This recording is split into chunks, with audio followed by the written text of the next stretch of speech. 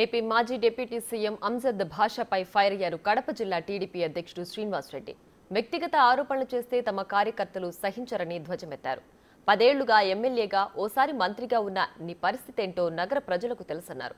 కడపలో నీటి సమస్య లేదని మాట్లాడుతున్న అంజద్ భాష ప్రజల మధ్యలో చర్చకు రావాలని సవాల్ విసిరారు. ట్యాబ్ల వల్ల ఎక్కడైనా మిస్యూజ్ అవుతుందేమో పరిశీలించండి అని చెప్పి మాత్రమే ఎమ్మెల్యే మాట్లాడితే నిన్న అంజద్ బాషా గారు మాట్లాడతారు దాని మీద ఏమి తెలుసు అని చెప్పి. 10 సంవత్సరాలు నువ్వు ఎమ్మెల్యేగా ఉన్నావు, మంత్రిగా ఉన్నావు, నీ పరిస్థితి ఏందో నగర ప్రజలకు అందరికీ తెలుసు.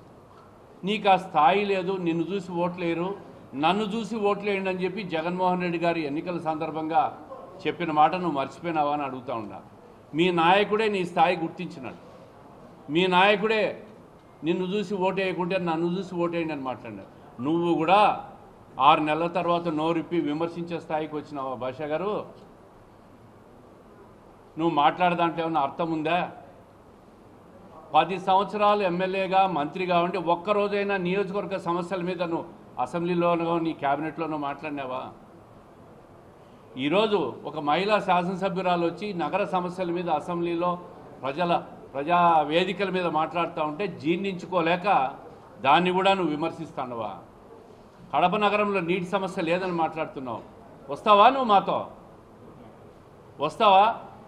5 సంవత్సరాలు ఉప ముఖ్యమంత్రిగా ఉన్నావు, ఏమి చేసినావు నువ్వు? వస్తావా? వీధులు లేకపోతాం, నీళ్ళ సమస్య ఉందో లేదో ప్రజలు చెప్తారు. తాగునీటి సమస్య ఉందని మాట్లాడితే సమస్య లేదని మాట్లాడుతున్నావంటే నువ్వు ఈ 5 సంవత్సరాల మంత్రిగా ఉండి ఒక్కరోజు కూడా బజార్లలో బస్తీల్లో నువ్వు తిరగలే.